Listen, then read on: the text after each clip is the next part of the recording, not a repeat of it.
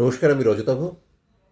সম্প্রতি সুযোগ হলো শ্রীমতী শাশ্বতী চৌধুরীর দুটি বই পড়ার।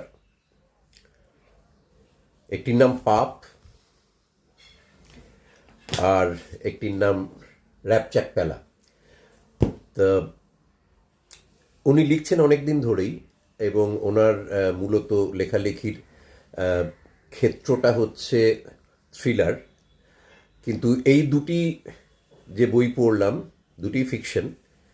তার মধ্যে র্যাপচ্যাক পেলা একটু তার চিরাচরিত ধারার বাইরে, অন্তত সেরকম ইন্ট্রোডাকশনে পেয়েছি। এটা কমেডি এবং নায়ক হচ্ছে একজন চোর।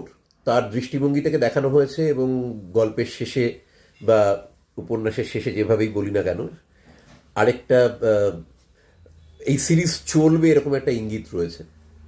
আর অন্যগুলো তো সিরিজ নাম দিয়েই লেখা, যেরকম আহ, পাপ বইটি হচ্ছে সিআইডি অরিত্র সিরিজ। তাই এরকম আরও কতগুলো সিরিজ রয়েছে। তা আন্ডারওয়ার্ল্ডের উপর ওনার রিসার্চ রয়েছে, আগ্রহ রয়েছে। এবং র্যাপচ্যাক পেলায় যদিও সেটা কমেডির ধরনে গল্পটা লেখা, তার মধ্যে কিন্তু অনেকটাই আম, বোঝা যাচ্ছে যে ওনার আগ্রহের ধরনটা মজার থেকেও আহ, বেশি হচ্ছে থ্রিলারের বা অপরাধ জগতের আনাচে কানাচে। দুটো বইই ভাল লেগেছে, পাপ বেশি ভালো লেগেছে।